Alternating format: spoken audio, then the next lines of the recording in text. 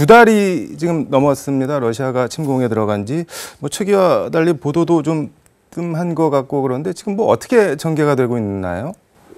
보도가 뜸할 수밖에 없는 것이 아무래도 이 초반에 러시아가 급습을 했었죠. 네. 그렇게 되면서 초반에 그 승부가 결정이 날 것이다라는 그런 예상과 달리 우크라이나가 굉장히 저항을 잘했고, 경우에 따라서는, 그리고 전장에 따라서는 러시아가 패배하고 퇴각하는 그런 곳도 보이고 있죠. 특히 이제 대표적으로 수도인 키이우 같은 경우에는 러시아의 전략이 상당히 이제 실패한 것으로 그렇게 이제 객관적으로 평가를 할 수가 있는 것이고, 그래서 이제 러시아는 지금 남쪽 전선에서 마리우폴이라든가 이런 그 남쪽 전선에 초집중을 하고 있는 그런 양상인데, 이렇게 전쟁이 장기화되면서 결국은 우리가 이제 사람도 마찬가지입니다만 초반에 승부가 나지 않으면은 주변에서 좀 말려주기를 바라거든요. 국제사회의 어떤 목소리 이런 것들도 이제 좀 기다리고 있는 중이고, 유엔 사무총장도 이제 러시아를 방문했습니다만은 협상이 계속 유지는 되고 있습니다. 그런데 실제 협상, 그러니까는 온라인상으로의 협상을 하고 있는 건데 이 협상 결과를 현재로서는 어떻게 기대할 수밖에 없는 그런 상황인 것이죠. 네. 뭐 말려주기 바란다라고 표현을 하셨는데 이렇게 서로 말려주기 바라는데 왜 이렇게 협상이 지지부진하고 소모적인 전쟁과 뭐 민간인 피해 등등 계속되고 있는 건가요, 이게?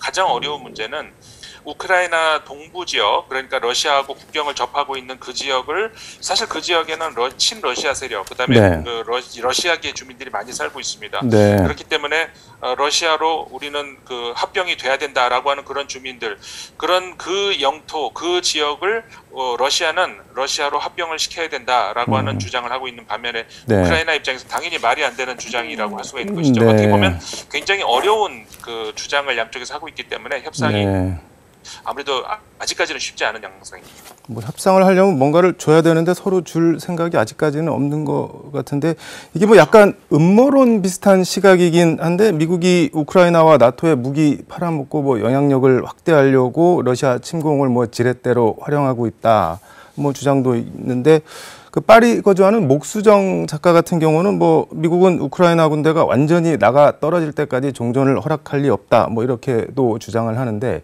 이런 시각에 동의를 하시나요? 어떤가요?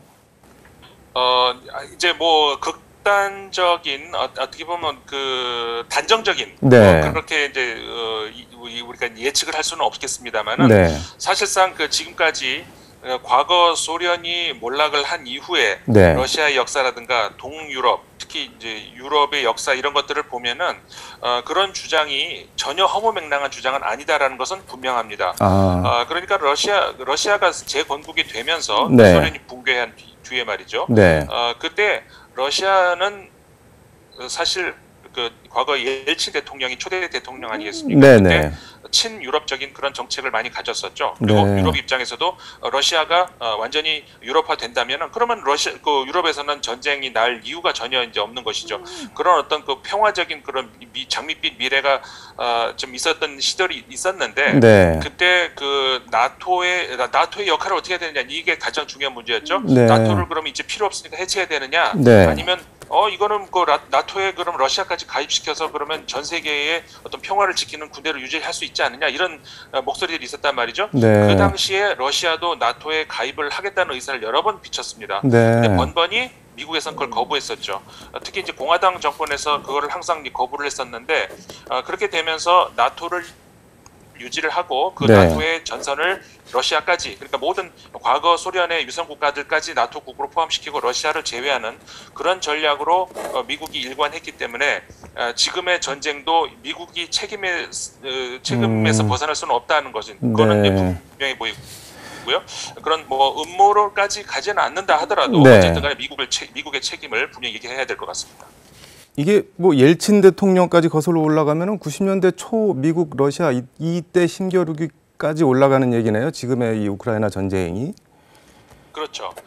이게 과거에 옐친 대통령 당시에는 사실 그 유럽의 일환, 그리고 그 푸틴 대통령 초기에도 우리 기억하지 않습니까? G7이 아니라 당시에는 G8. 러시아까지 포함시키는 8개 국가 그러다가 네. 이제 결국 그 러시아를 떼어내지 않았습니까? 네. 그런 과정이 전부 마찬가지인데 네. 결국은 러시아를 가상의 적으로 삼느냐 친구로 삼느냐 이 문제가 지금 이번 전쟁의 어떤 핵심이 된다고 할 수 있는 것이죠.